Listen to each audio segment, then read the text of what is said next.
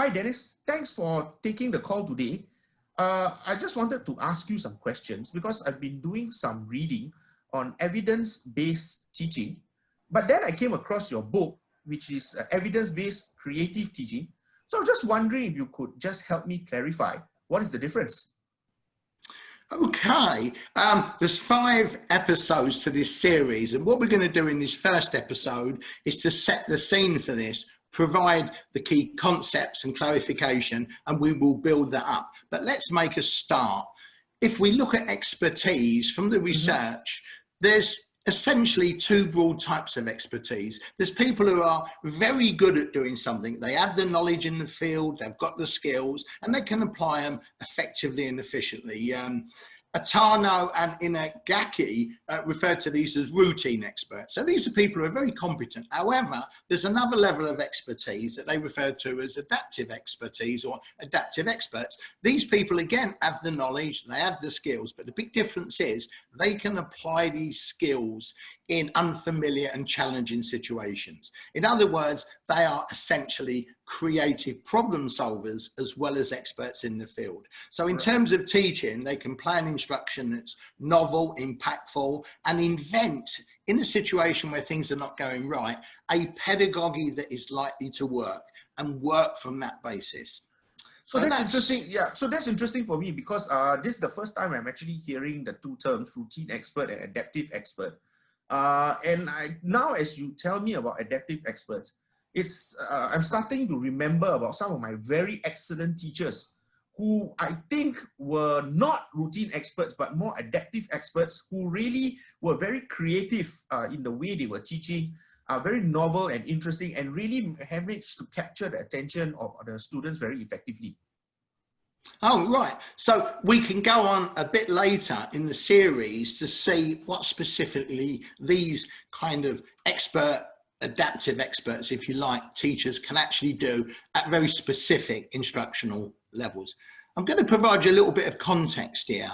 Okay, so firstly, I love this quote from Peter Drucker, and somehow he kind of says that in other fields we know what expertise is and we can teach it, but with teaching we don't seem to have a real model of what is effective teaching. And if you say that we rely on the naturals, the ones who somehow know how to teach, that's kind of a bit strange. But there's a reason for this, Mark, and the reason is, for people like me, not so much you, the younger person here, is that over the decades we can see that teaching constantly seems to go from one end of a continuum to another end of the continuum. When I was at school, it was the traditional 3 R's: reading, writing, arithmetic. And the teachers were strict, and you sat there and you learned by rote learning, and you were punished if you didn't get it. And then there was, in the 60s, I think it was, someone called Dr. Spock, not the guy in Sky Trek. He was much more intelligent.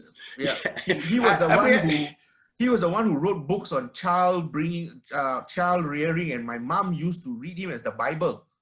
Oh, but you survived. That's good to hear. I survived. Okay, and it went the other way. Well, kids have just got to grow naturally, let them do what they want almost. And then that didn't seem to work. In fact, I think Spock himself, many years later, said, "Blame me for all the hooligans." Anyway, so then you get this movement back to basics. We've got to get back to the traditional teaching situation. And now, recently, we've got a lot more student-centered approaches: inquiry-based learning, challenge-based learning, student studio thinking, so many different terms. It must be very confusing for teachers. And what I hope to do in this series is really clarify that and pin down what exactly is effective teaching, efficient teaching, and creative teaching. And this is a saying I hear a lot of teachers saying at conferences: the teachers know more, the sage on the stage, but the guide on the side. Well, how far does the teacher have to go before the teacher's redundant? So I posed the question in both of my recent books: is there an educational Jurassic Park? So let's have a little look at this and develop it from there. Okay. Now, I was influenced a lot by Jeff Petty. Jeff wrote a book called Evidence-Based Teaching, and what he did was to make this statement that teaching has been, like a creature of fashion, governed by fashions and fads and custom, but now it's becoming evidence-based. And he was heavily influenced by the work of John Hattie, who we'll talk about a bit later. Because what John Hattie did was to spend 15 years doing a meta-analysis of all different teaching methods to work out which ones were actually more effective for student attainment. And there's a lovely quote there by Darling, Ammon and Bransford, and you can reflect on that. And what they're saying is, look, we know a lot about good teaching now, and there is verifiable evidence, so we should be able to have a much more scientific, evidence-based approach to teaching. So that's the kind of impetus.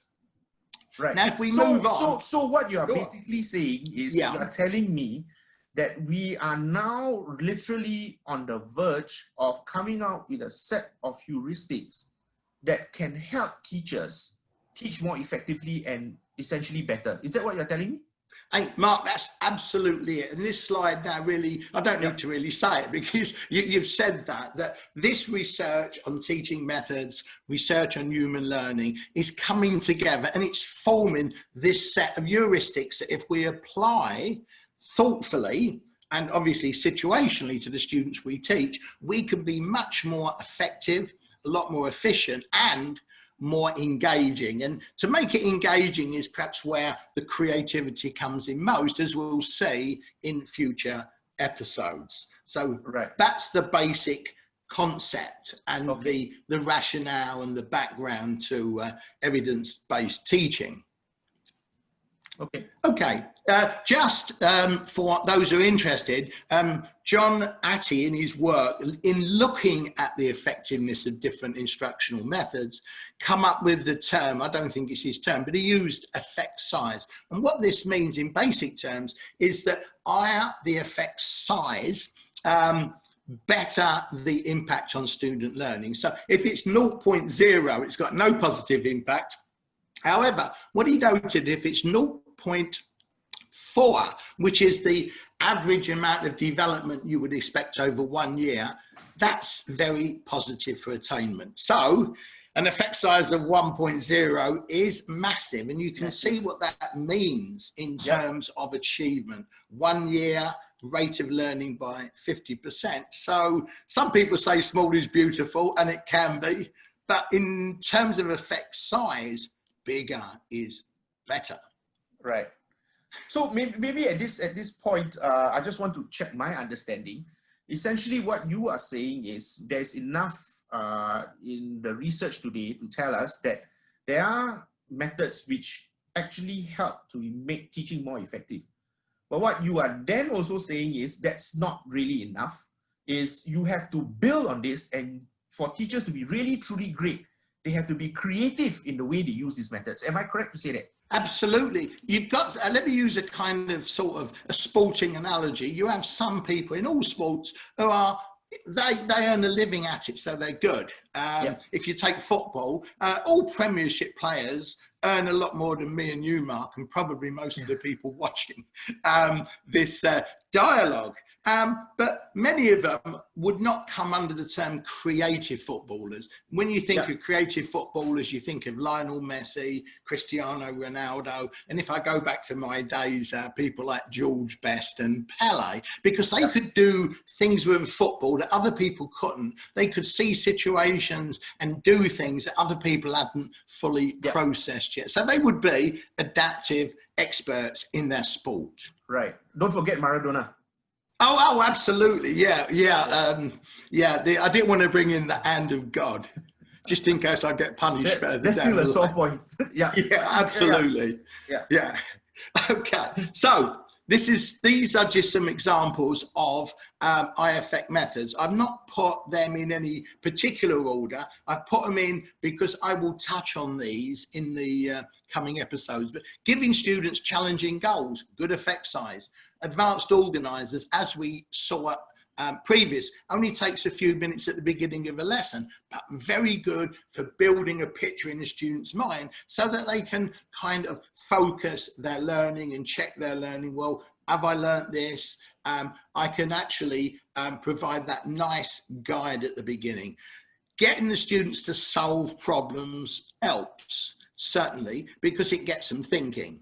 And the next one, metacognitive strategies. Don't be scared by that term. You will have to get familiar with it if you're a teacher, because it's going to be the big and the only real 21st century skill. And it's about monitoring yourself, monitoring your thinking, planning your learning, but also managing yourself at motivational and effective levels, because some people can be good thinkers, but if they're impulsive and they've got belief systems that are limiting, they may not do well. But those metacognitive and thinking strategies are tremendously important for eye attainment. Giving students worked examples, teachers have done this for years and people have criticised it, but you need plenty of practice with good feedback. And as you can see, good feedback is a very eye effect method. That's why we have an emphasis now on assessment for learning, formative assessment.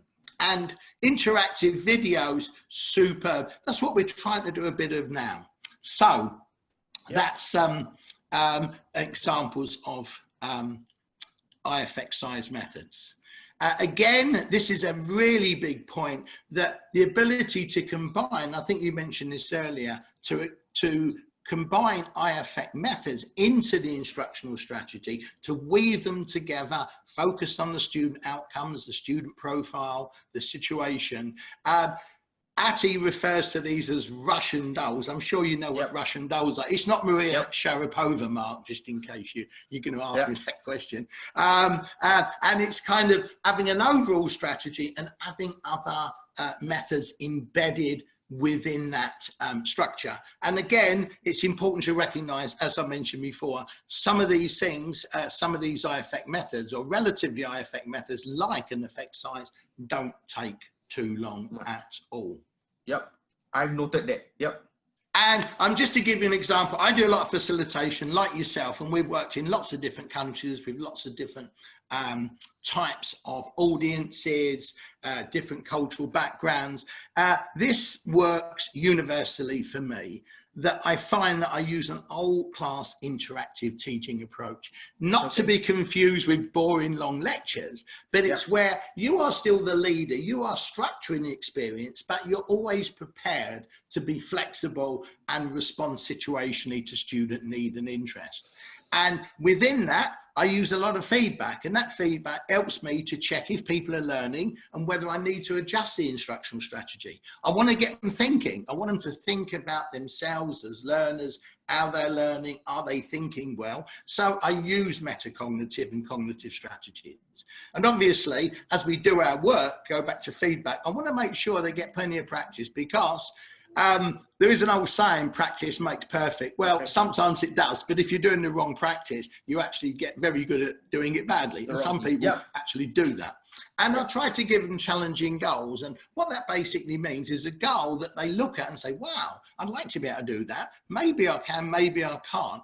But if you're a good teacher and you're good at what you do, you can set that goal in that kind of Goldilocks situation where if you teach well, the student puts the effort in, at the end of the session now, wow, I've learned. And that is great for their self-efficacy and self-esteem. And that's what we want students to do, because if you want students to be self-directed, they need to be competent and confident as learners. So that's really important. Advanced organisers, I've already mentioned. Now we're coming towards the end of this episode. As you mentioned, Mark, it's about blending effective methods thoughtfully to the context, the learning outcomes, the student profile. But equally, as you said, we've got to apply what we know about learning to the way we do this. And I love that quote by, I think it's Leslie Art. And what she's basically saying is, look, if we're designing gloves, it makes sense to know a fair bit about the human hand, its physiology, how it works. So as teachers, it makes sense to know a fair bit about how the brain works, particularly as we know more about the brain now than we did in the last 20 years than the rest of human history. So why are we not systematically using these powerful knowledge bases in the way we design and facilitate instruction? It doesn't make sense to still be caught up in an educational Jurassic Park. And I have to be honest with you, Mark, I've been to lots of educational institutions in the world and worked with lots of teachers, and there are some brilliant teachers, and most teachers want to be better, but there's still a fair few masquerading as raptors or even Tyrannosaurus rexes. So this is the point that we're going to go on to, and what we're going to look at in the next episode. What are these universal principles of learning? How do we then translate them into the way we design and facilitate learning? Because when you can do that, and when you can do it creatively, which we're going to look at in episode 3 in detail, we can share some examples and stories on this. There's plenty of them. We are pretty much on our way. Right. So to contact me, or if you want to read the books, there's the information. So that's it for this episode, Mark, from me. Right. So thanks, Dan. Actually, it was very interesting for me because when you talk about core principles of learning, I'm looking forward to that episode. We have just now run out of time.